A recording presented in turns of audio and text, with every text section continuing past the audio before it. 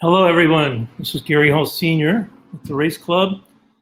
I'm hunkered down here in Coronado. It's a beautiful day here. I hope it's nice where you are, although the nicer it gets, the more we want to be outside. And I want to thank you all for being part of this. This is pretty exciting for me because I get to talk about stuff that I love to talk about, which is technology that we're using here at the Race Club. And we're going to use a velocity meter. Today we're talking about velocity meter. I'll explain later what that is and how we use it to analyze swimmers. We have a special guest who's coming on by the name of Josh Zuchowski. And Josh lives down in Jupiter, Florida. Jupiter is a great spot in the world. He's near there. I'm not sure exactly where he is, but he's in that area. He's got a super coach. That's his dad, Jonathan, who's been coaching him since about the age of 11. So I'm going to bring Josh on now. Josh, why don't you pop in here if you can? There he is. So let's see if we can make you larger here. Not sure if I can make him bigger. I don't seem to be able to make him any bigger, but he's down there in the corner. You can see him next to me. Josh, you got your microphone on there? Not hearing you. Can you turn your mic on?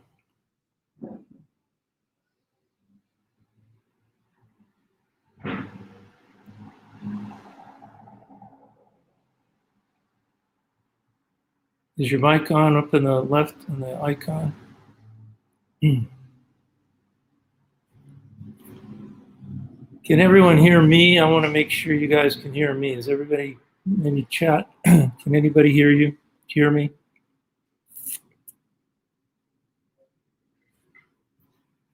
Okay, I can be heard, but Josh cannot. So we're going to go ahead and proceed.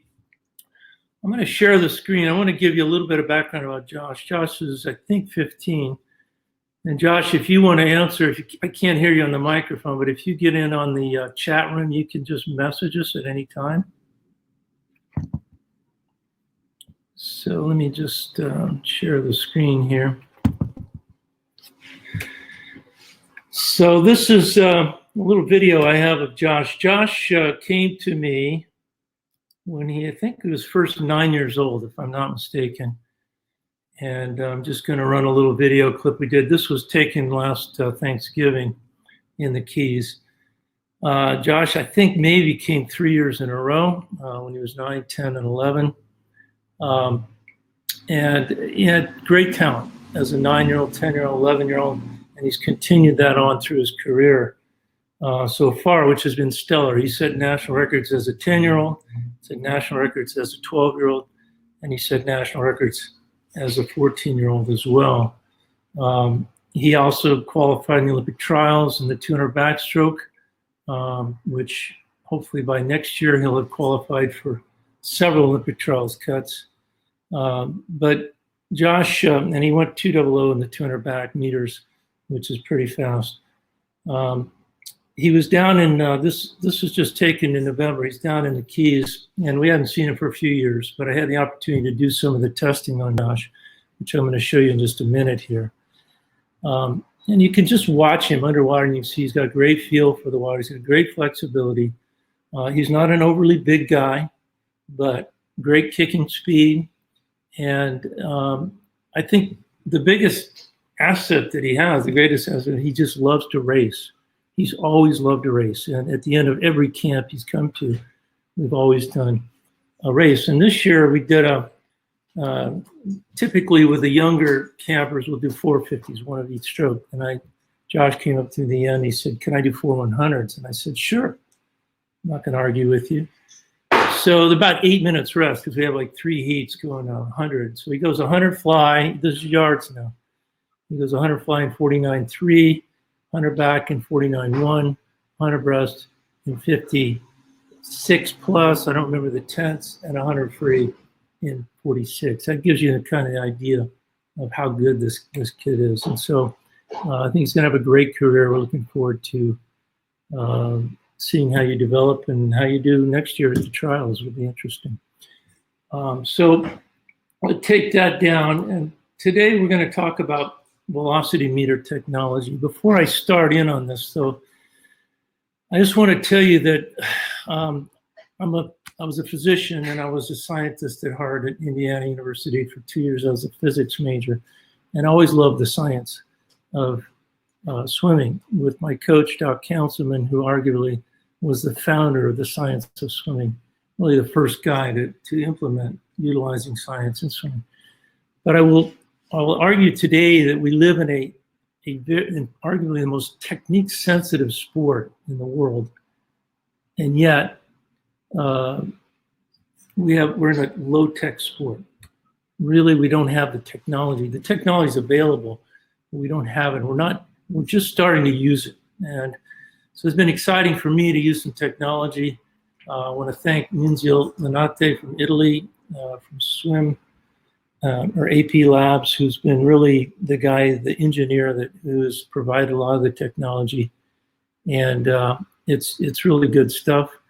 But today we're going to talk about one of the 3 different technologies that he's provided for us, and along with him, we've kind of learned how to use it. Now, this is called the velocity meter, and this is not new technology, by the way. It was first actually invented or developed back in the 70s.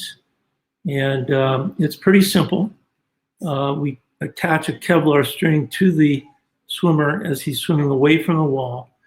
And we're measuring based on that, his speed as he moves away from the wall, but we're also measuring his acceleration and deceleration. So when I take Josh across the screen, you're going to see him come into the picture here. And you're going to see, let me go back here because I start at the beginning. So we wanted to look at several things with Josh. We started with, when do you take a dolphin kick first off the wall? And there's a lot of misconceptions about when that should happen.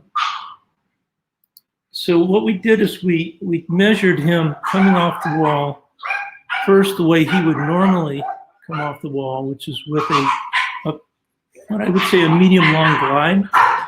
And then, sorry about that. That's my dog competing with me.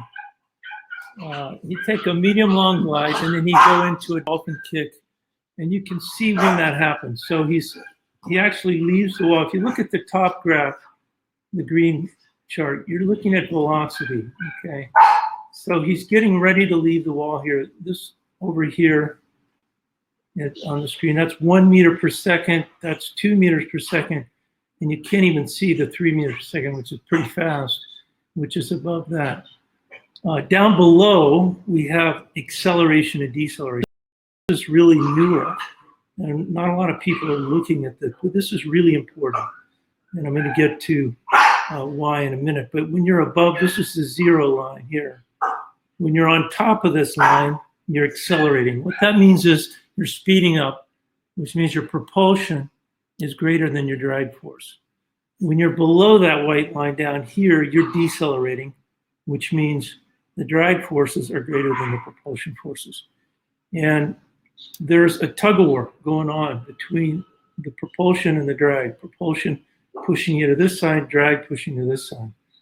So when we look at this, the reason we love this technology for many is that we can really look at the forces of acceleration and the drag forces of deceleration to understand the nuances of what Josh is doing right or wrong.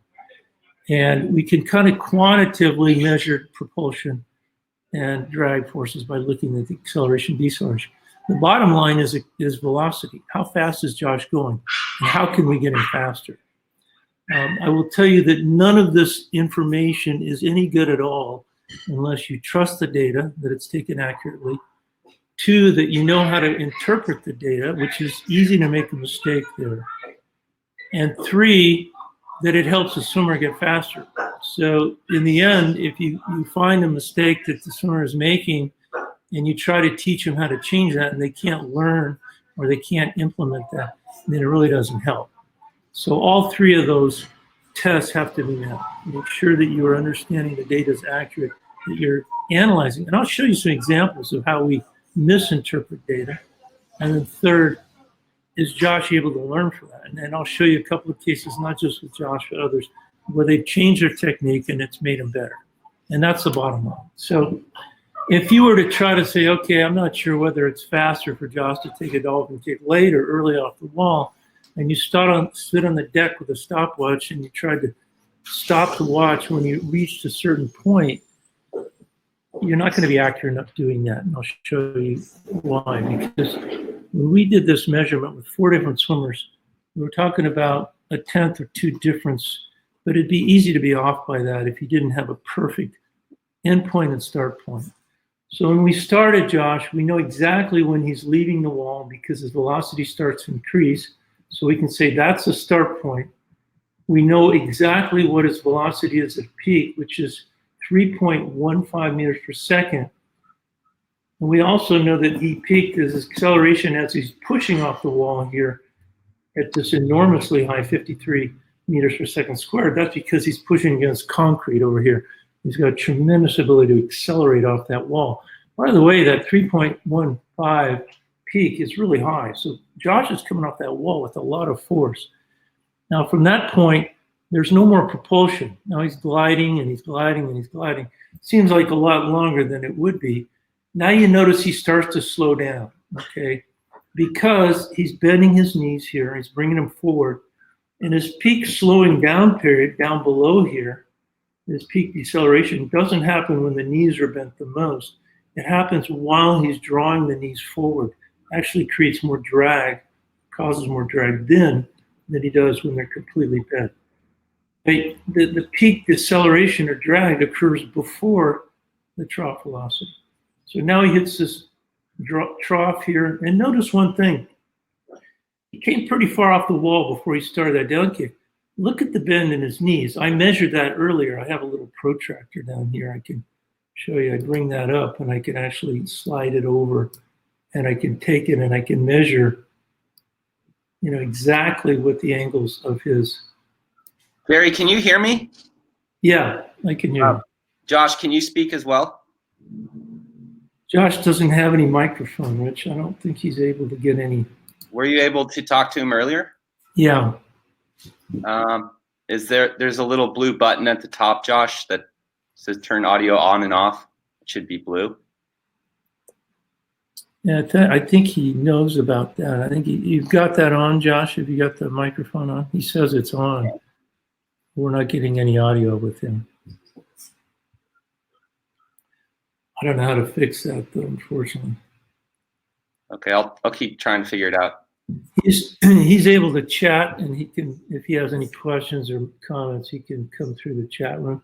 So Richard or CM, you guys look for any comments that Josh makes. Anyway, what I want you to notice here is his trough velocity is down below 1 meter per second before he starts that down kick. So now he comes into the down kick here, and there's a lot of acceleration, very strong, and he's kicking through the body vortex. There's a huge slipstream that's following him off the wall, and his feet are coming down through that, and he reaches this velocity back up here again at 2.23 meters per second. And then he goes into his normal kicks where he's bending his knees, getting a down kick. This is from, we're going to go into his dolphin kick later, but just remember this point right here, and remember how much knee bend he took, okay? And we measured his velocity, but the reason I could do this so much better than standing on the deck is I can take him out to exactly 5 meters, and that's what I did. So at this point, he is 5.01 meters from the wall. I don't have to get real quick. Philippe, thank you for that suggestion. I think, Josh, maybe what you could do is log out of this chat and come back, and then you'll go through the test of the microphone again, and it should work. So why don't you go ahead, and in the meantime, Gary can continue, but maybe just log out real quick and come back in here. Okay. Josh is going to leave the room, and he'll try to get back in. Hopefully we can hear from him in a second. But I can measure exactly from 0 to 5 meters, and it's 5.01, but essentially 5 meters. So I know when I'm taking the velocity, average velocity, I'm getting an accurate measurement. So now in the next test, we did him where he took a kick immediately off the wall. And you can see how fast that happened. I'm going to go back. And he did a really good job of doing what I asked him to do. Is I said, Josh, when you come off that wall, I want you to up kick right away. First kick is not a down kick, it's an up kick. So he draws those legs up within like 0.3 seconds. He takes a down kick, which is really fast. So he's now into the down kick. But notice where the trough velocity is. Before he started that down kick, before he was at 0.8 meters per second, now his trough is at 1.31 meters per second. He didn't drop this far down. And second, he didn't bend his knees as much. Look at the knee bend here. But after that kick, even without as much knee bend, he gets up to 2.66 meters per second. So he's actually higher than he was earlier. And Josh is coming back in, so maybe we'll have him be able to get on the. Yeah, maybe you should exit the screen share and see if we can get back on the. Okay. Let me come out of this just real quick.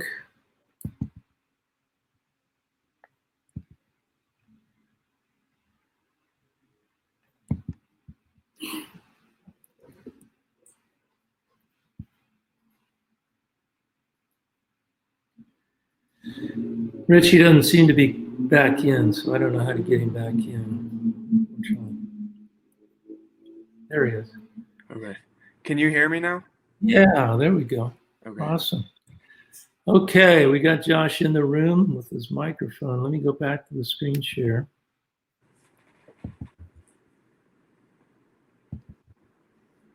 Awesome. Okay, Josh, you're still hearing us and you can speak now. Okay. So Josh, what this was when you kicked immediately off the wall, and I didn't just test this with Josh. I tested this with 4 elite swimmers, and we found almost exact same results. And we measured him out to 5 meters, just exactly like we did. We took his average velocity, and he's coming off. He's supposed to be kicking just about as fast as he can. And we went out to, and you can see the distance exactly that he's from the wall right here. So he's 4.99 meters from the wall. At this moment, which is the yellow bar right there, he's 1.69 meters per second, and he's accelerating here at 20.8 meters per second. So that means he's doing a down kick here, and that gets him back up here. So let me just take that off for a second, and I want to go to the data because it's important to look at this video and look at these curves, but it's also equally important to take the information out of that and look at it. And I want to thank Devin Murphy, my coach down in Florida, who does a lot of this work for me. He's much better at it than I am. And we'll get to dolphin kick in a minute. I'm going to come back to this dolphin kick. In dolphin kick, we look at a down trough, the lowest velocity before the down kick, a down peak velocity, the highest peak, and then the difference between those two. And we do the same for up kick. We look at the up trough velocity, the up peak, and the difference between the two. And the difference really represents, to some degree, the amount of propulsion he's getting from the down kick and how much he's getting from the up kick, which is increasing the velocity. But these were the 2 tests we did on his dolphin kick off the wall. And in the first test, when he glided, it took him 2.78 seconds to get to 5 meters. And then when he dolphin kicked right away, he was at 2.66 seconds to 5 meters. That's 0.12 seconds faster to 5 meters. That's a lot. That's a big difference. Okay, so the time to his first down kick took him 1.28 meters per second, and then 0.3 seconds. So what that means is he's getting a little more vacation time here. He's getting a little more rest, but he's slower. And so this indicates, not just here, this is 1 of 4, because 0.12 seconds, and this is kind of a medium glide. With a longer glide, that goes to 0.2 tenths of a second difference. So the bottom line is you got to start kicking right off the wall. Now, would you do that in a 1650? Probably not, because it takes a lot more work, right, Josh? When you went off the wall and you started kicking right away, it's harder. Definitely. So a lot of the things we teach don't make it easier, they make it harder. But if you want to go faster, certainly in everything up to, I would say even to a 400, you don't want to be gliding off that wall. You want to be coming up, starting the kick. All right. Let's go back to the velocity meter. So after we figured that out, and we also did that on his back, and I'll show you that later when he came off on his back. Of all his strokes, I would say, Josh, backstroke is probably your number one stroke, wouldn't it be? I would say so. He's good in all four. But so the first thing we do this with everybody, and we don't do that comparison with Dolphin kick off the wall. I mean, we just happen to do it with him. We also tested uniquely with Josh in breaststroke a narrow pull versus a wide pull because I think that was my decision. I was talking to your dad about how I thought he should be pulling wider like Adam does and Lily in their breaststroke. And you'd never done that before. You were keeping it fairly tight and narrow. And that's the way I was taught. That's the way a lot of people are being taught. And I'll show you that data later. But anyway, we didn't compare any Dolphin kicks, which I sometimes do. But this was his Dolphin kick. As he comes into the screen, you're going to see him come over on the left. And one of the first things I like to do on these studies is not even look at the charts, just watch his motion and see what I see, what I like and what I don't like. And after watching hundreds of these, I kind of get an idea of what is good and what is bad. First of all, I want to clarify one thing that a lot of coaches teach, that the hand should be held perfectly still out in front. And that is not what we want to see. Look at the hand motion. You can see the hand moving 6 to 8 inches down and up. Now, as he flexes the hip, we've learned that about 20 to 30 degrees is the right flexion. That's about exactly where he is here. And on the knee bend, we learned that somewhere between 60 and 70 degrees is right. Notice he's not as much. He is very close. He's about 75 here, but he's not 80 like he was coming off that long glide in the wall. And that seems to be the right amount too, although that's probably a little bit on the high side. So when we see him undulating means he's flexing the hip on the down kick, he's bending the knee on the up kick. We also notice as he bends the knee, he curves his thoracic spine. If he didn't do that and he kept his spine straight, his hands would end up way up here. And he doesn't want that much motion. He wants about 6 to 8 inches maximum. If you see 8 to 10 inches, there's too much undulation of the hip, too much motion. If you don't see any or you see 1 or 2 inches, there's not enough. This knee bend, you can't tell from the deck looking at that. I can't tell. I can't tell if he's 70 or 75 or 80. That's why we have this technology and why it's important. So we're not just looking at his speed, but we're looking at, okay, let's look at the acceleration, deceleration. Down below, you see him peaking at his acceleration. That's a high number, 22.7. Strong legs. He has 4 potential points at which he can accelerate, go faster. One is at the initiation of the down kick, and you can see that happening right there.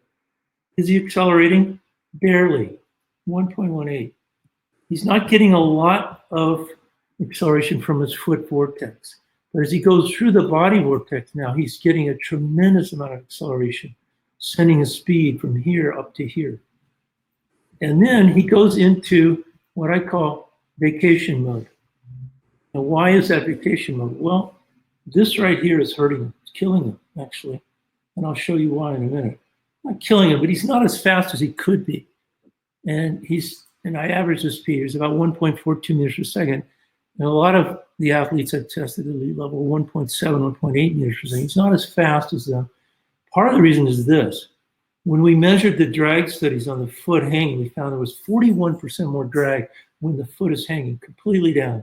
It's not quite completely down, but it's adding a lot of drag. It's like throwing a parachute out the back. Now, does he get it back pointed? Yeah, but it takes him too long. Now he finally is pointing. Well, he's accelerating because of that. He's moving his foot and the back of his leg up through the body vortex. And he gets pretty good acceleration and pretty good uptick in velocity, better than most. But the loss going from here down to here was excessive, Josh. We talked about this. We just went over this not too long ago. So we have to learn how to point those toes up faster after the down kick. And then he's going a little bit too far here, sending again speed from here down to here, losing too much speed. So let's go back to the graph again. All right, so we look at the dolphin kick. We look at the down trough and the down peak and the difference between those. He gets a big peak, 2.4 meters per second, but this 0.91 is too low. We don't ever want to see your speed below 1 meter per second. That average of 0.9 was too low. The difference is good, a lot of propulsion, but how much speed are you losing as a result of that knee bend? Well, we measure that going from your up peak to your down trough, the difference. You're losing 49% of your velocity as a result of overbending the knee. What should that number be? 30 to 40%. And I've seen as low as 20 in some. That might even be a little too low. There's a right number for that because you can't get a strong down kick without bending the knee. You have to lose some speed. You have to decelerate. But that's too much. And what about the other direction? So on the up trough, you're 1.34. Then you got a 1.82 on the up kick. You're gaining 0.49 meters per second. When I first started looking at this, I said, I don't know if that's good or bad.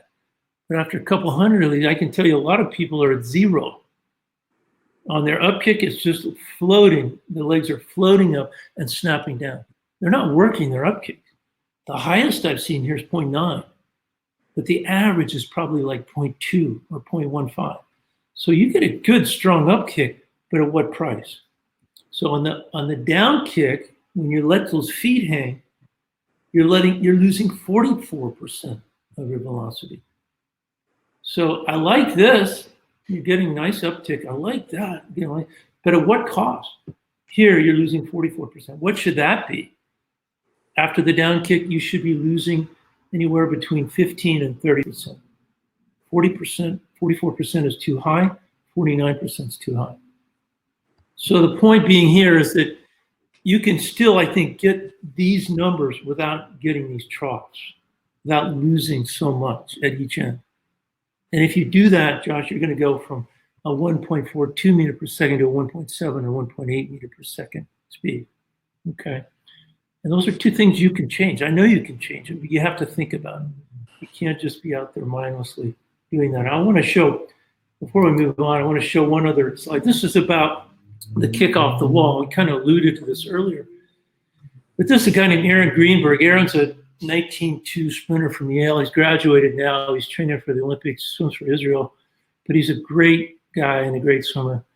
And I tested the same thing with coming off the wall. Is it better to do an immediate kick, a short glide, or a long glide? So the two things I want to show you, which are most important, is time to 5 meters, 2.7 seconds with an immediate kick, 2.8 seconds with a short glide, almost 2.9 seconds with a long glide. But look at the difference in knee bend. Coming on the immediate kick, very low knee bend. And notice it's the same spot, trough velocity. Taking trough velocity. I'm sorry, you can't see the, oh, there it is. So trough velocity here. All three of them, same spot, basically. It doesn't look like it because my camera was in a different position. A little bit of knee bend, more knee bend, a lot of knee bend. So that long glide, I call this the 50-yard field goal kick. You're trying to hit the ball out of the park, and you take that long glide, trying to get your speed from way down here to way up here. Look at the trough speed, 0.33, almost down to 0 when he finally started kicking. But up here it's 1.25, very similar to what yours was on your immediate kick. All right, so we'll come back to that in a second. Let's go back to the velocity meter. And maybe I can pause for some questions. I don't know. I haven't really been paying attention to any questions coming in. Josh, if you see any questions that are coming in, you tell me. You can interrupt me. Just tell me to stop. Okay. There's so much here to go over. I hate to take too long. So let's look at the next study. We looked at butterfly. We compared two things on this fly. One was breathing one up, one down. And the other was breathing every cycle. So this was breathing one up, one down. Okay. And again, what I like to do is just go through in slow motion. I can do this one click at a time if I want to stop wherever I want. And we see two peaks in butterfly. We see peak one occur here. And these peaks occur when the two down kicks are happening. Down kicks are really powerful in butterfly if you use them. And the two down kicks occur here, first one. This is the second one. Now the first down kick occurs, and you can number them either way, but I use this as number one, is when the hands are right at the belly button pushing through. So you got propulsion going on here, and you got propulsion going on here, leading to this big peak in velocity. Okay, now the hands finish. You've got a little up kick going, so the velocity kind of evens out. Now you have to bend your knees for the next down kick, so your velocity drops again. And then you come down with the second down kick. Again, this is when the main force is happening. Not when the peak velocity is happening. It's when the peak acceleration is happening. So that's when this main force is happening with the kick. It should be timed right with the hands hit the water and the head snapping down. That's going to make this kick stronger. And he comes in with that peak, that's peak two. And peak one happens right there. Notice he's not accelerating quite as much, even though he's pulling and he's kicking at the same time. It's actually right there, right here. And it's because his body position, he's coming up for that breath, so he's got a lot more drag going on. Even though he's got a kick and a pull, he's coming up. Not as high as he didn't when he didn't breathe. Notice he comes up higher when he doesn't breathe than when he breathes. So, it makes the point of the argument, should he breathe or not breathe? Well, a great question. Almost all of the elite butterflies today in the 100 and the 200 are breathing every cycle. When we compared that butterfly when he breathed every cycle, and this is what we got.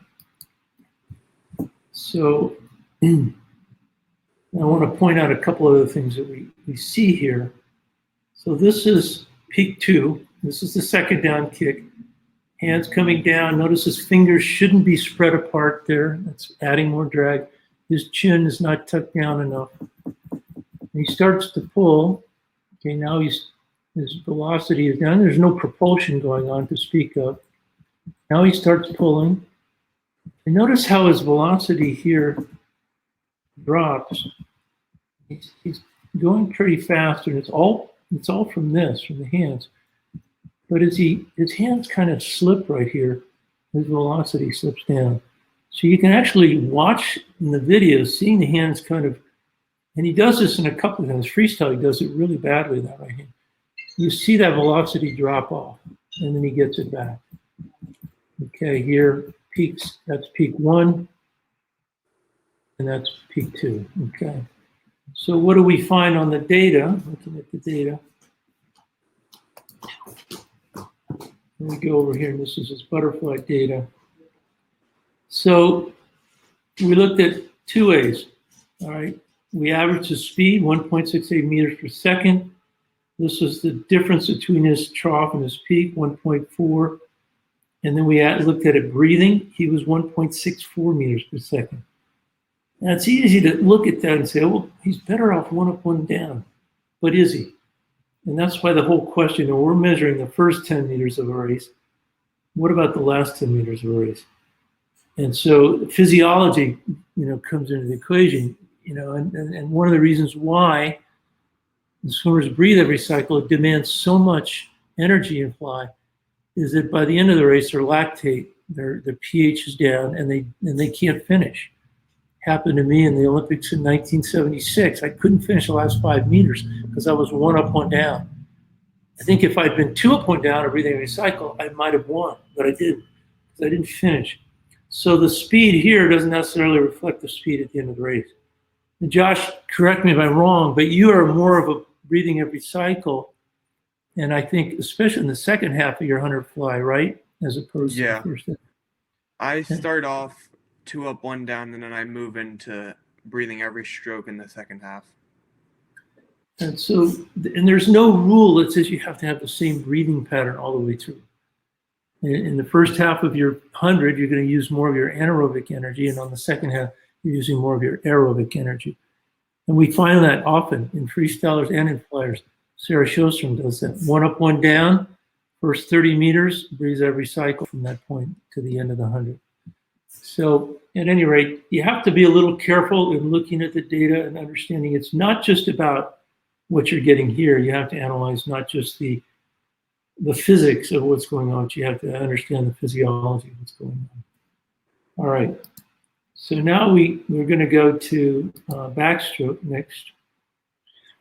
We really didn't compare anything in backstroke. We looked at his backstroke to try to analyze it, and he's very good at backstroke. One thing we did look at later is, he normally would come off that wall with a fairly long glide. You can see him coming off the wall here. And you can actually measure how long he's gliding until he gets that first down kick.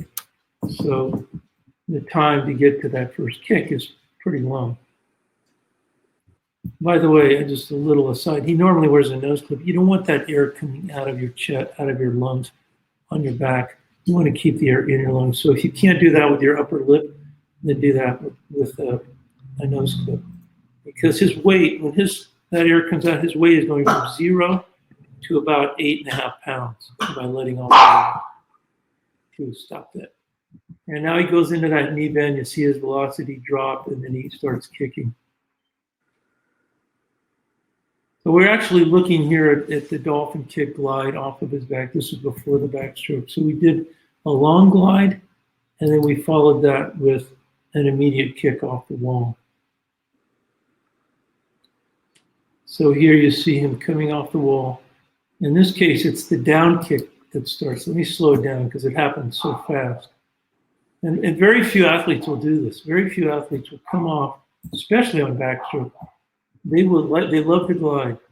But look at him push down against that. He's got a huge slipstream right here, and he's pushing down against that and accelerates. He's coming off that wall, pushing down and getting acceleration from that down kick. You can see actually increasing acceleration, pressing down, even though it doesn't seem like there's a lot of power in that. He does increase his speed. Now the knees start to bend, so he decelerates. But he doesn't decelerate very much, or he doesn't bend the knees too much. And then he starts that up kick. Okay, so we watched, we measured his speed out to 5 meters like we did on his stomach. And this is what we got there. So with the long glide, he was 2.9 seconds to 5 meters. And when he did the short glide right away, 2.7 seconds to 5 meters. It was more than a tenth. It was 0.2, exactly 0.2 of a second faster with the kick right away. So we basically found the same thing we did on the stomach. That is, the fast kick comes right away. And then we looked at his breakouts. And in fairness to Josh, he'd never done a Tennessee breakout in backstroke. In fact, I haven't really, give credit to Matt credit, very creative at Tennessee, who came up with this idea of when you're on your back, rolling around and taking kind of a freestyle stroke on the first stroke as opposed to a backstroke stroke. So we tested Josh 3 ways. We tested him with his normal breakout, staying on his back, with his breakout rolling to the right, and then with the Tennessee breakout. Okay. And we tested it 2 different ways. We tested to 6 meters, and we went to 6 instead of 5 because by the time he broke out, he was past 5 meters, so we had to go a little further. And you look at the time it took him to get to 6 meters, 3.4 with his normal breakout. When he rolled to the right, why did he roll to the right? Well, we kind of was thinking, well, if his rotation is adding more power, if he's rolling back, rotating as he's pulling, he would get more power out of rolling to the right and then taking that first stroke. Or in this case, he rolled to the left and took a freestyle stroke. So we looked at the time to 6 meters at 3.4, 3.46, and 3.36. So it'd be easy to say, well, this is a better breakout right here, the Tennessee breakout. And I want to go back and show you the 3 different breakouts. So we'll first show him, I think the first one is his normal breakout.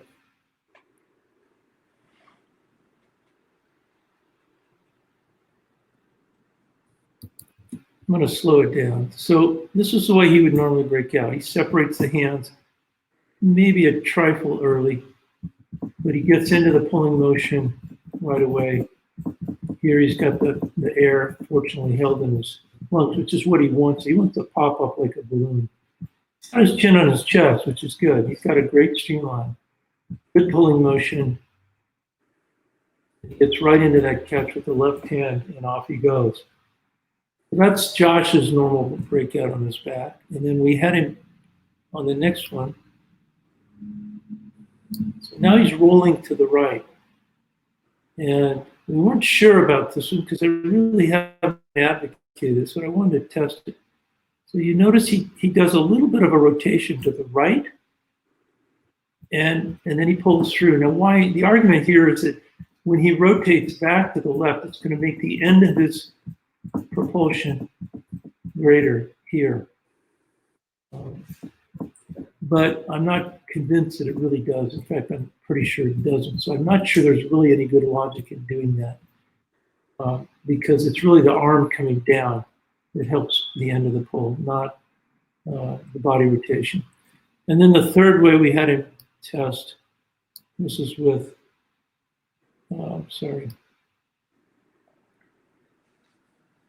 this one was with the Tennessee breakout where he would roll to the left and come up. So you'll see him doing this. This is one of, I think this is like the third, you practiced this once or twice, right, Josh? Yeah, I did 1 or 2 practice times before this. So, and I'm not sure, 100% sure it's exactly, he might argue that you want to be more on your stomach here. I'm not sure if that's legal or not. You can't get too far over. But basically here taking a freestyle pulling motion. And one of the things about the freestyle pulling motion is he doesn't really get into propulsion mode until that hand is right above his head, which is later than when you're on your back. Now conceivably it's stronger, but it's a much shorter propulsion mode before, because now in backstroke, he's already in propulsion mode with this hand. So now he does the Tennessee breakout and away he goes. And so we looked at the data on that, and the first thing I looked at was the time to 6 meters, and I thought, oh gosh, he's faster using it. But that's really not the data you want to look at, because what he could have been kicking faster or harder to get to that time. It could have had something to do with the depth of the pull. I don't know. There's a lot of different, or the depth of the push off the wall, the speed at which he pushed off the wall. I actually did a test of that with that. And his peak velocity coming to the wall was not greater here than it was here. It was very similar here. So we couldn't use that. But then when I looked at the speed on the very last, just the speed of the breakout stroke itself, he was slowest on that Tennessee breakout stroke, 1.59 meters per second for that one stroke. He was 1.59, 1.61, 1.68. Now, if we're looking at breakout technique, that's really the speed that we should be looking at, not the overall speed, because there's too many variables here. Anyway, it turns out, and I think, Josh, you'll agree with me, that you feel more comfortable with your natural on the breakout. And it may be that you haven't tried this enough or this enough. But tell us how you felt about doing all three of those. For me, my normal breakout, it just makes me feel like I have the most momentum going into my actual race, because the other two breakouts are so different than my normal pull for the rest of the race. So just going into a normal stroke kind of makes me feel like I'm just getting into more of a flowing motion. And I think that's a really good point. Maybe the 2 or 3 most important strokes you take in a backstroke race are those that come out of the breakout, right? And I see so many swimmers that actually kind of build into their stroke rate as opposed to exploding out of the breakout. And one of the reasons I hate when swimmers lose their air out of their lungs, it's not just that they weigh more, so they have to carry that weight through the breakout, but they have to take what I call the mega breath. So when you have no air in your lungs, your first breath is like that, right? And to get that breath, you got to slow your stroke rate down. But if it's a quick breath like you normally take, and you don't have all the air expelled, then you can get right into that fast stroke rate. So I think coming with a technique that enables you to get into the stroke rate quickly is also an argument for using one that helps you get into that stroke rate faster. And again, that may have nothing to do with how you feel. It may have more to do with your comfort level with doing that. All right, let's go back to the study. Let's go into your regular backstroke and show what we found here. So, Gary, before you do that, can you take a couple questions from the chat? Yeah, let me look and see. There's one for Josh. Shaw, now your focus is shifted to Dryland. What exercises are you working on? What would you recommend to help? I responded to him with a chat, but I'll say it also. Okay. I have a backyard pool, so I've been doing a lot of kicking to work on keeping the knee bend lower and using stretch cords for stuff like that. And in addition, it's shallow enough so I can push off the bottom and work on explosive breakouts. And then to keep the cardio up, a lot of biking and different, like biking and running mainly. And then just my main weakness in my swimming is my arm strength. So I've been using a lot of TRX cords with the exercises that Coach Gary has been doing with Coach Stickles and Ryan Held, and pull-ups in addition. There's a question that came in from Felipe. I want to read this one because I think it's a pretty important question. If you dolphin kick right away, you can go a little faster, but you also get tired earlier. Once you'll have kicked more, wouldn't it both be even? So, and it brings up a couple of important points. Yes, you're right, Felipe. The question, it's harder to start kicking right away than it is to take a little glide and start kicking. But I want to say this, it's much easier to kick. You use much less energy kicking than you do when you're swimming. When you're swimming, that's when you're exerting way more energy to swim. So that it brings up the question, how many kicks should I take until I break off? Well, if it's anything up to at least a 200 or maybe beyond, we now think you should be starting to kick right away. The question of how many kicks you should take is a whole nother question because you have to weigh the energy required for that versus the swim versus your speed kicking versus your swimming speed. And so typically you're going to take more kicks on your back and backstroke than you do on freestyle for a couple of reasons. Number one, especially on the start, is you're going to go deeper. Number two, you're able to kick faster on your back dolphin kick than you can on your stomach or your side. And number three, your swimming speed backstroke isn't as fast as your freestyle swimming speed. So we typically stay, and I don't know, Josh, what your normal kicking for, and you're a fast kicker, Josh, but how many kicks on a start do you take the breakout? And then for me, it depends on the race, but in the 100, I usually go 9 to 10 kicks off the start and then 8 kicks off each wall. And then the 200, I'll go 8 kicks off the start and about 6 kicks off each wall. And that's pretty common. And that's what most of the fast swimmers are doing. They can't stay down in a 200 for as long as they're going to stay in the 100. But in 100, they want to get out as close to the can to 15 meters. Number one, they can kick just as fast as they can swim, some faster. And number two, they're using less energy. The downside is you don't get to breathe down there. But if they're aerobically fit, they can do it in 100. They can't do it in a 200. That's why they come up sooner and get the air going. Okay.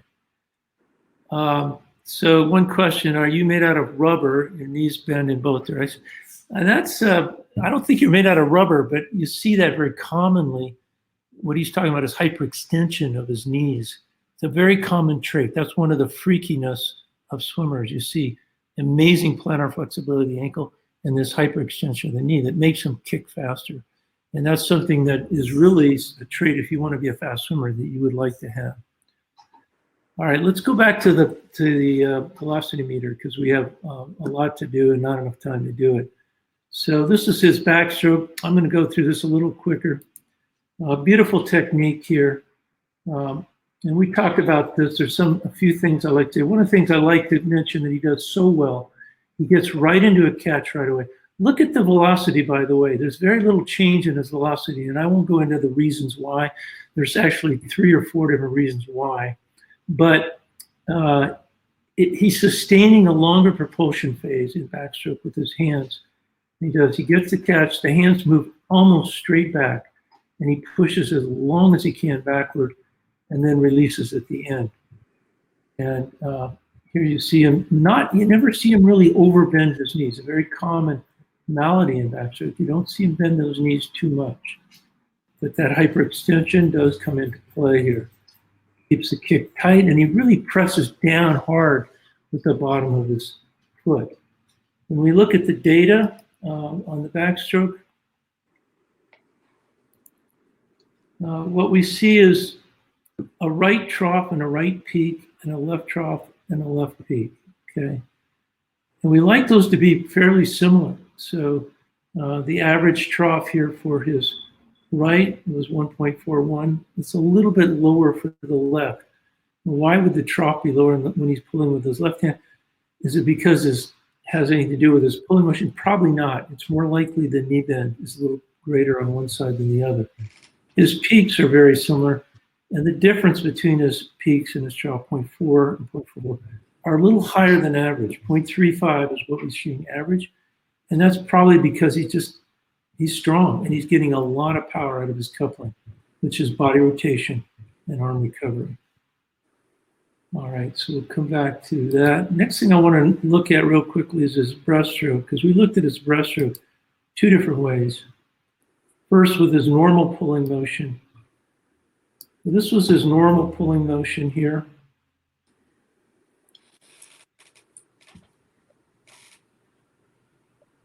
Get you into the picture here. Gary, just real quick, what was Josh's stroke rate in backstroke? And then also, the chat's open for, or the room isn't expiring at 11. So if you want to go a little longer, you can. Okay, so now I'll go a little longer. If Josh, are you okay staying a little bit longer? Yeah. Stroke rate are pretty close with Josh to what we like to see, which is in his 200 stroke rate, it's around 86. And in his 100 stroke rate, it's pretty close to 100. And we emphasize that, and I think, Jonathan, you confirmed that as dad, I think might be standing behind it. But that's kind of what we like to see. Now, I want to put a little asterisk next to that, because at the World Championships, we've seen Adam Peaty and Lily King take stroke rate and breaststroke to another level. Reagan Smith took backstroke stroke rate to another level at the World Championships last year, and her stroke rate in the 100 was 108 going down, 109 coming back. And in the 200, she was a 92 stroke rate and finished the last 25 in a 95 stroke rate. So we're looking for about 90 stroke rate in the 200 and 100 plus in the 100. And, doing that obviously with good mechanics, good kick, and everything else. But those seem to be the stroke rates. I mean, even Matt Grievers at 6'8" is getting to a 96, 98 stroke rate in the 100. So big, tall people can get those stroke rates. In backstroke, the three most important things I always tell the campers are stroke rate, stroke rate, stroke rate.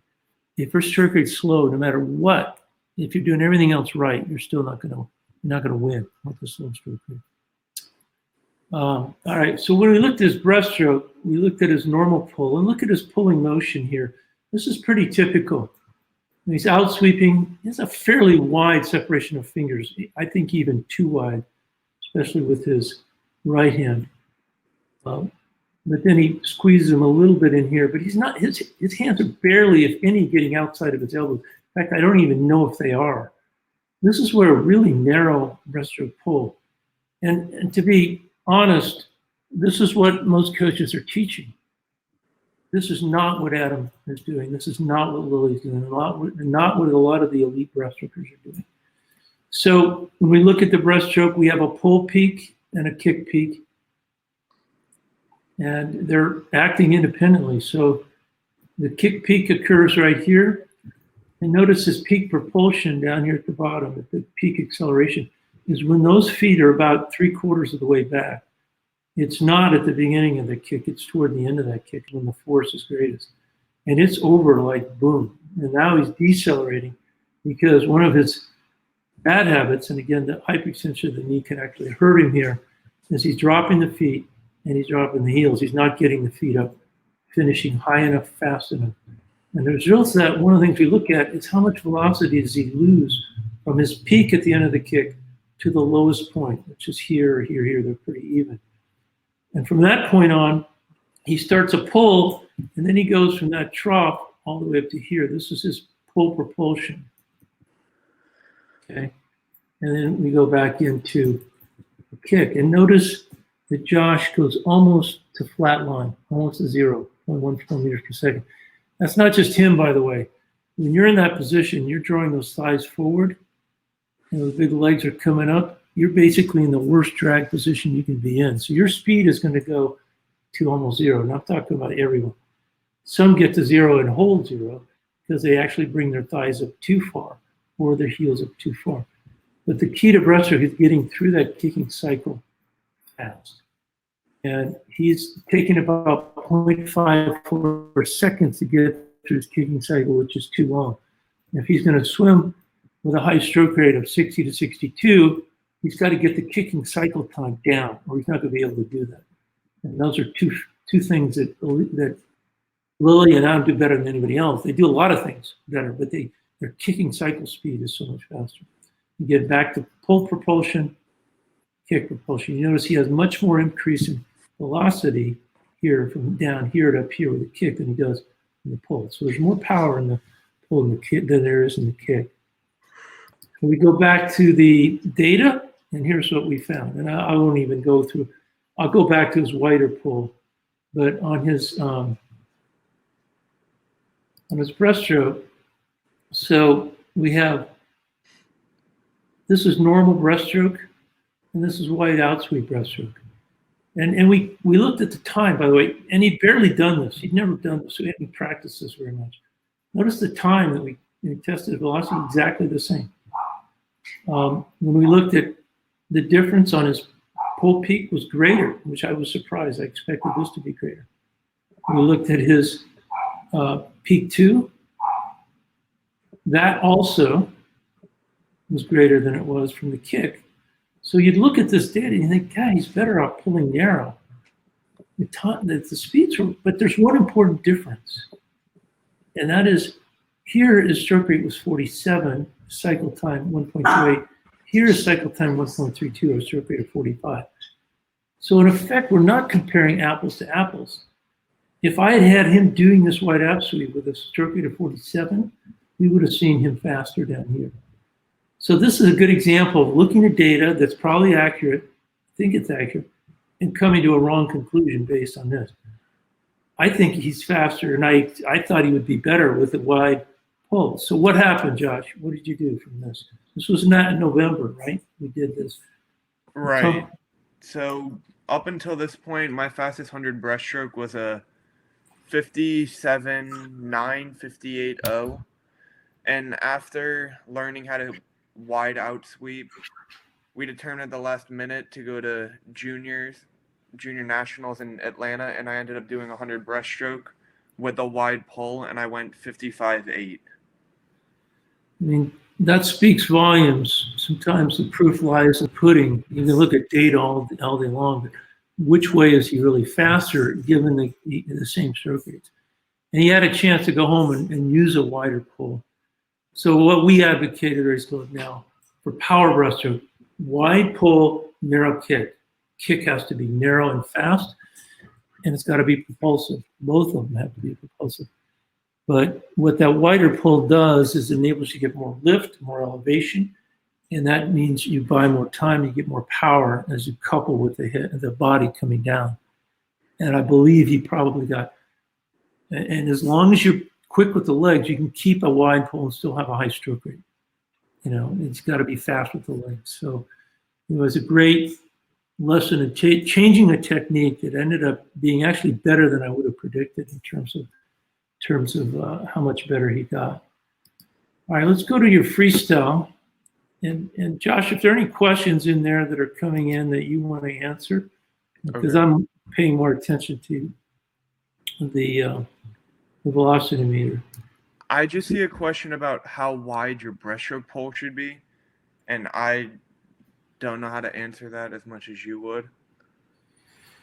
You know, I could take a second and probably find if you Google Adam Peaty and go to YouTube and put in search Adam Peaty breaststroke technique, And just look how wide he is. His hands are almost touching the lane markers on each side of and his arms are fully extended. They're way out here. They're really wide. Now he's extremely fast at making that loop. So he's going out wide, he's very narrow and getting back out in front really quickly. So it's a wide elliptical pull, but look how wide he is on that YouTube video, you'll see. And this is when we tested, Josh, and you can see he goes quite a bit wider here now. Staying outside of his elbow, not as wide as Adam would be or Lily would be, but he's pushing out well outside his elbows there. It's a little harder to see from that angle, but I trust that he was definitely wider. By the way, one other thing I want to show you on the data that's really important in breaststroke that we look at, and that is after the kick, what percentage of velocity is he losing? Well, what that's an indicator of is he streamlining. It's not just the front end that has to be streamlined, it's the back end as well. In fact, the back end is probably more important than the front end. And we looked at it both ways. Narrow pull, wide pull, he's actually losing 47% of his speed, 46% of the speed, almost the same, which is too high. And I've looked at a lot of really good breaststrokers, and the elite ones at a higher stroke rate, which is, in the above 50 range, 55 to 60. And a lot of them can't even get to that level. But even in above 50, they're losing 25% of their speed, not 46, 47%. Why is he losing so much? It's not the front end, because your front end is very streamlined, except maybe not keeping your fingers completely together. You got your chin on your chest, you're in racing streamline. It's the back end we talked about, where you finish that kick with your feet hanging. That feet hanging is throwing that parachute out. And just by elevating sooner with those feet and pointing those feet back, you're going to drop that 47% to maybe 30. And you'll see that 55.8 go to 54.8 or 53.8 just by making that one change. So we have some work to do on that breaststroke in order for that to happen. And you have to kind of start lifting at the end of the propulsion. The propulsion ends and boom, you got to start elevating, pointing right at that point. All right, let's go to freestyle. And we'll look at your freestyle and then we'll take any more questions here. So we looked at 2 freestyles, and I typically will look at least 2 freestyles. And by the way, nobody should have 1 freestyle. You need at least 2, maybe 3 different freestyle techniques for the different distances. I call this a hybrid freestyle, which is a loping freestyle that you see Phelps use and Lochte and Katie Ledecky and many elite athletes today are using it. I'm not going to go into the reasons why. It's a very effective stroke rate or stroke technique, particularly for middle distance, which is the 100, 200, up to the 400, even in some cases, the 1500. But Josh likes the hybrid. He's been doing the hybrid since I don't know when, but he's adopted that. He's got a strong kick to support that technique. And this is what we see. So he breathes right, breathing every cycle. And the difference with a hybrid is he pushes out the front with the right hand. And he's not as hybrid as most, but he does have a hybrid. But when you notice when his left hand hits the water right there, look where his right hand is in the pulling motion. It's past his shoulder. Now when his left hand hits the water, right here, the hand's actually at the shoulder. And in a lot of the elite athletes who do the hybrid, especially in the distance, we'll actually see the hand up here in front of the shoulder because they actually push out the front longer and hold a little bit there, but they also come down harder with that right hand. The reason the hand's at a different position is because he's coming down faster with the right hand than he comes down with the left hand. So this hand gets to the water sooner than his other hand. And you see the left, I'll bring it back, you see the left hand enter the water here, boom, right there, hand well past the shoulder. Now he's coming down fast, quickly with that right hand. His left hand is right at the shoulder, maybe a hair in front of him. So what we're really looking for are things like this. And what I love to do is figure out, why is that happening? Why is the speed going from here down to here? There's 2 ways to look at these. You can look at the video and kind of think what you're doing right, but you have now some data to support it. So why is he decelerating at minus 23.55 meters per second squared? That's a huge loss of velocity from here to here. And it has to do with one thing. He's trying to hit a 50-yard field goal kick after that right hand hits the water. So this is what I call the surge kick. He's already given me a surge kick actually with the left leg. So he comes down right. Now there's a surge kick with the left. You see that coming down. But now his right hand is out in front. He says, I'm going to hit this guy out of the park. I'm going to really muscle that right leg down. But look what he did as a consequence of bending that knee. Look where his velocity just dropped down to. Now he's got to work a lot harder to get it back up. He does. He's got a lot of propulsion coming down from that kick, which gets him back up there. But it comes at a cost. And if I took the average velocity from here to here, or from here down to here, when he bends the other knee, I actually get less velocity than if he keeps the knees relatively tight and doesn't lose that velocity. So it's very tempting. We see a lot of swimmers, even at the elite level, to try to hit that, to knock it out of the park and hit that 50-yard field goal with that huge surge kick. But it causes, and here he does it with the other leg, you can see what happened. It causes a huge, huge drop in velocity. So, and when you see something like this, what in the heck is going on here? That's artifact. You have to understand when looking at these, and there's acceleration, deceleration off the chart. That's from kicking the string. So we don't use that data at all. But you have to know what's real and what's not real. We looked at his freestyle also with a high shoulder driven. We call it shoulder driven sprint technique. Okay, and here his stroke rate was 120 actually.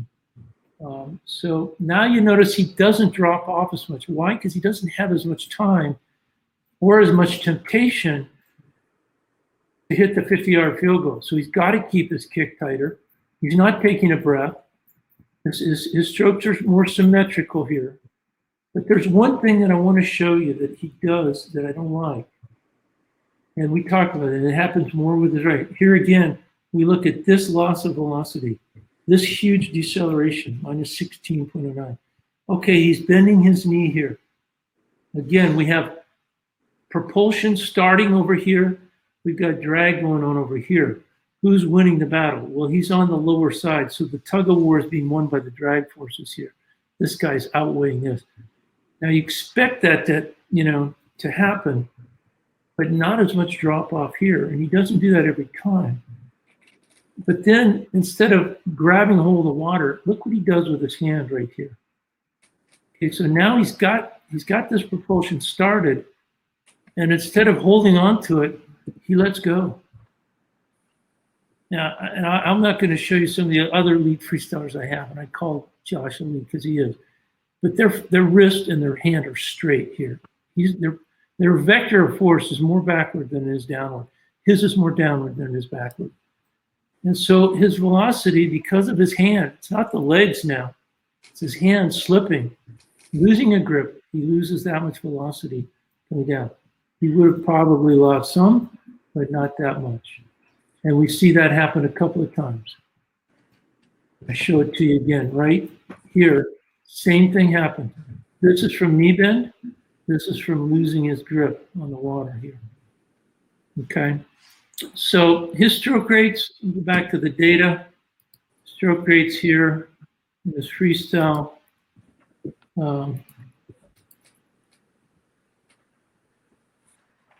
98 on his hybrid. That's fast, by the way. That's a fast hybrid. Gregorio Paltrinieri holds that for a 1500, so he's super fast. But most people in the 200 are going to be 86 to 90 in the 200. In 100, he could do that. That's normal for 100. For a hybrid freestyle. 120 is kind of the entry point for the 50. So he's doing no breath here. His velocity, 1.78 meters per second. Here it's 1.52.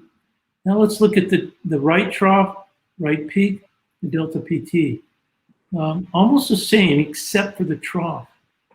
And when he's pulling with that right hand and he's troughing so low, it's not because, and again, he has that right hand slipping.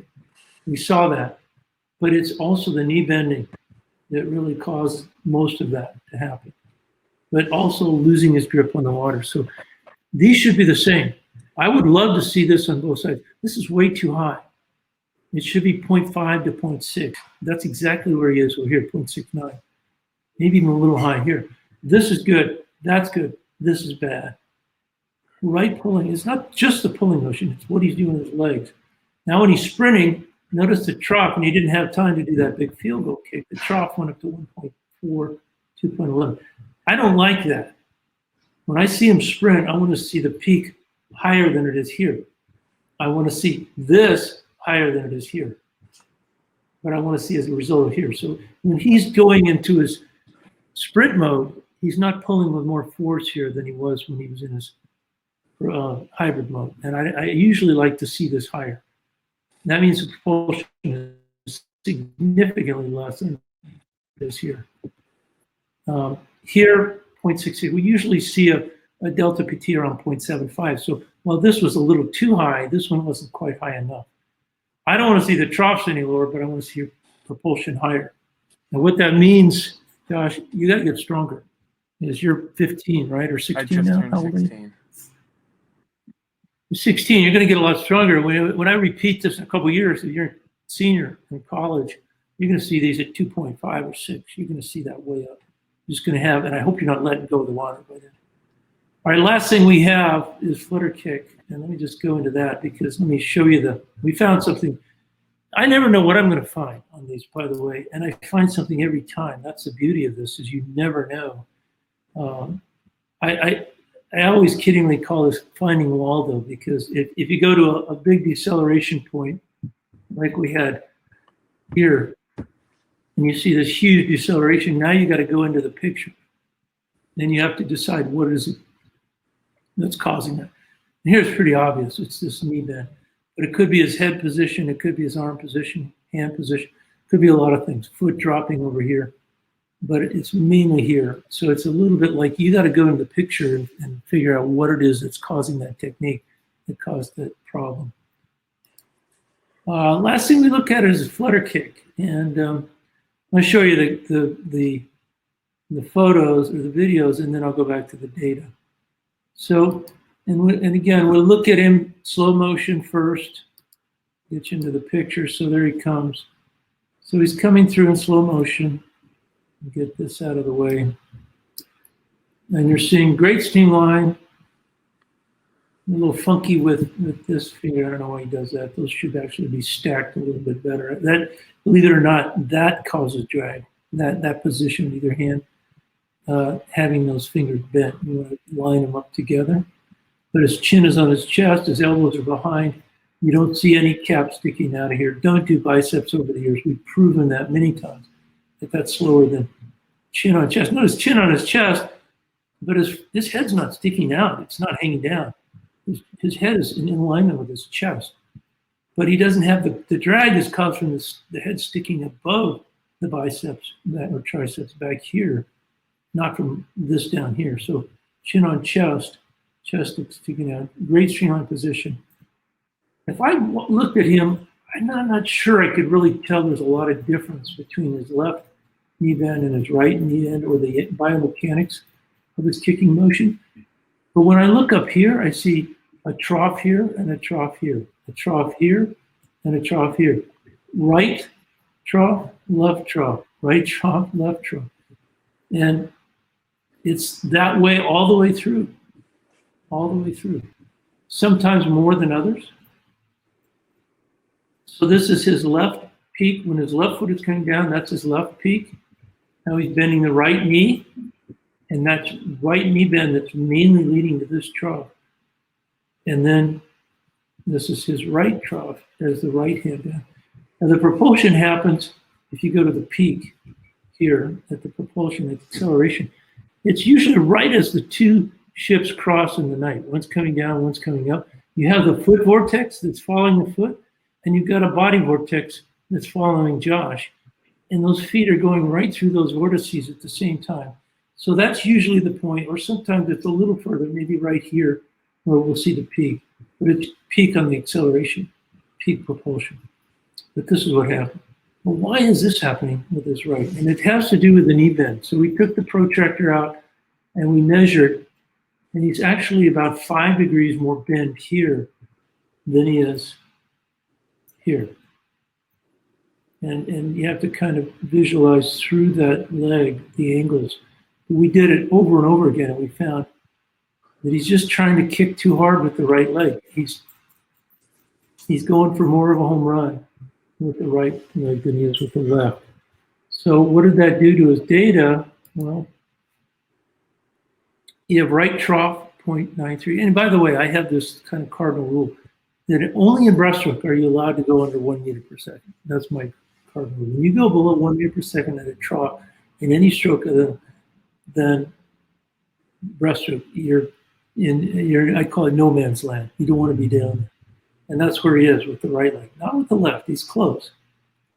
But he's got good propulsion. Normally we see 0.25 to 0.35 change of velocity. He's got 0.63, way too high here because this is way too low. Over here is 0.44, which is high, but still, I'll take that. I'd like this to be higher yet, and I'd like these to be higher. But those I'm not so upset about. This one I am. So what it is he just got to learn and try to think about his right leg, what he's doing in the kicking motion, and try to keep the kick tighter, especially with the right leg. Can that change the speed? You bet it will, instantly, by doing that. All right, let's take the slide sharing off. I'll leave it up there for a minute. Is there anything, Josh, you wanted to comment on that? Go ahead and try and get out of there, and let's see if we can fix the picture issue. Okay. Out of stop sharing, you mean? Out of the screen sharing? Yeah. Okay.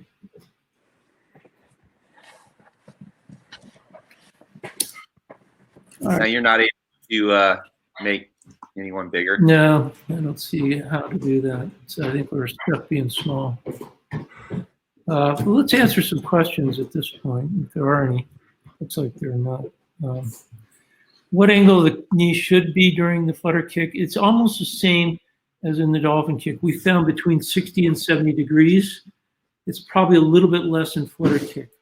If you get much over 70 degrees, I call it's like staying out after midnight. Nothing good happens. You just start slowing down more and more. And the further you bend, the more you slow down and the faster you slow down. What time is a swimmer expected to get in a 50 free with a 1.92 meter per second speed in the first 15 meters? It turns out to be 23.4 long course meters. What makes me think that I totally die? Well, there's a lot more to speed than just the first 10 meters. Obviously, that's where training comes in. That's why half of the importance of swimming is technique, and the other half is training. If you're not fit enough to hold that stroke rate or that speed all the way down the end of the pool, even a 50 is not really a true sprint. Last 10 meters or 5 meters of that 50, a lot of aerobic energy is required.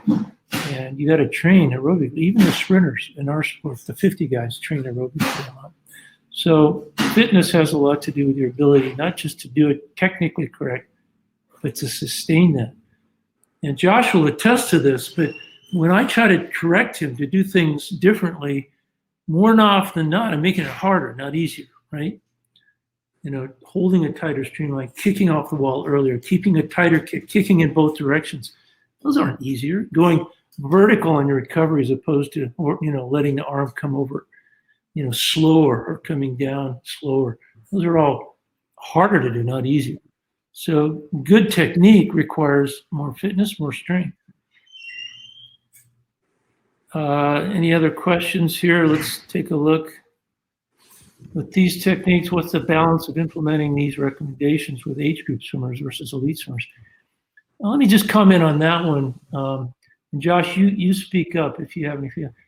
I would say that the Olympians are making mistakes, and not just a few. It's just a matter of degree. How many mistakes and how bad are the mistakes? And I would say the age groupers just make more of them and probably cost them more. Now, I want to quantify that also by saying that the older you get, just on the basis of power alone, and you get faster on strength, technique becomes more important at higher speeds. So if you're making the same mistake as a 10-year-old as you are as a 15-year-old, it'll cost you more as a 15-year-old. That mistake will slow you down more as a 15-year-old than it does a 10-year-old. That's why it's so important, I think, to start the technique when they're young. Get it right. Start getting the technique right, because if it's bad when they're 15 or 16, much harder to change there. Or if they're 30 or 40 or 50, trying to change their technique is much more challenging than when they're young.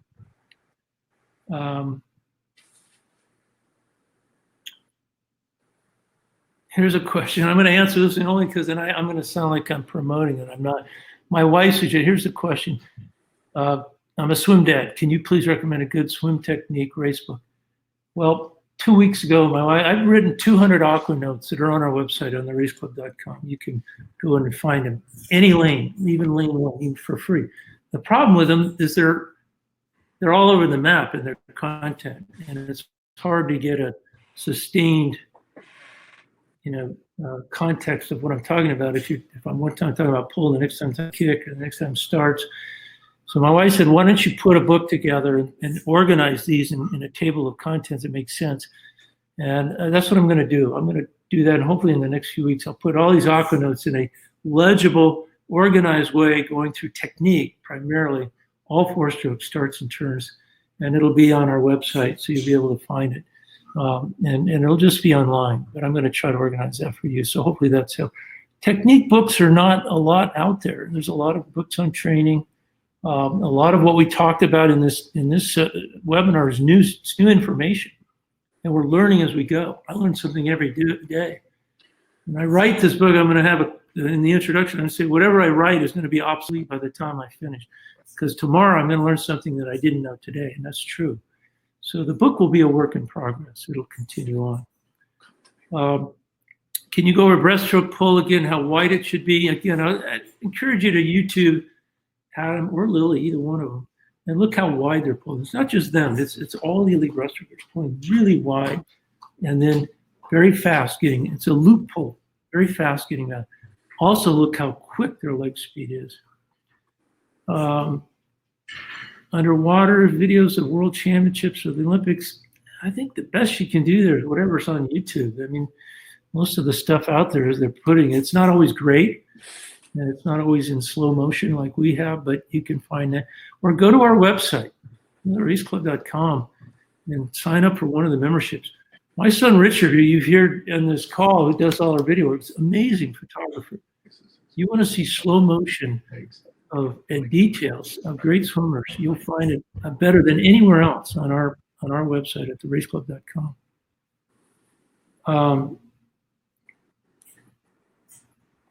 Let me see if there are any, Richard, any other questions in there you're finding, or Josh? No, thanks for that was great though. Thanks for everything, Josh and Gary. Great job. Josh, you want to finish? You want to end with the parting words of wisdom? No, just how amazing this technology is, and how you can't get it anywhere else. And I would have never known about a knee angle degree and how much it's bent and how much of an impact it actually makes on me. Well, thank you. And I, again, want to give shout out to Nunzio Lenate in Italy, who's really the guy that designed not just, he has a partner that designed the software, but it's the software is as important as the hardware for this. Either next week or the following, we're going to talk about pressure meter, which is another technology we have, which measures the force on the hand, not on the feet, but on the hand as you're pulling through, which is different data. And we're going to use that, and also the angular speed of the body rotation, which is hugely important. Again, nobody's measured that. Nobody's really looked at that in detail. And our pressure meter technology enables us to do that. So we'll take that technology, kind of dissect it either next week or the following week. So appreciate your time. Sorry we went way over our hour, but there's so much information in here, and I didn't even get into a lot of the things that I'd like to talk about. If you have questions and you forget to ask, or I didn't get to them on this webinar, go to theraceclub.com and go on our news feed. And our news feed is kind of like Facebook. You can ask us a question on that news feed whenever you want. And Coach Devin and I are on there every day, and we'll get on and answer your questions if we can. Josh, thanks so much for joining us, for your time. Give my best to your dad, and hopefully we'll get through this this Corona craziness soon and get back to life as we know. There's his dad. There's Jonathan. So, all right, thank you all, and have a great week. Thank you. A quick reminder, tomorrow, Josh, you better get ready for this one too. We're going to do the Coley boxing video. Oh, yeah. You really don't need any equipment for this, and you don't need a partner. If you just do the movements itself, it's a great workout, and it's perfect for swimmers. It's kind of based on MMA training without the contact. So you guys will really enjoy that and sweat. Get ready for it. But thanks, guys. We'll see you tomorrow around, I think it's 10 a.m. Pacific. 10 a.m. Pacific, Coley and boxing. Good stuff. Tune in. We'll see you then. Thank you very much. Bye.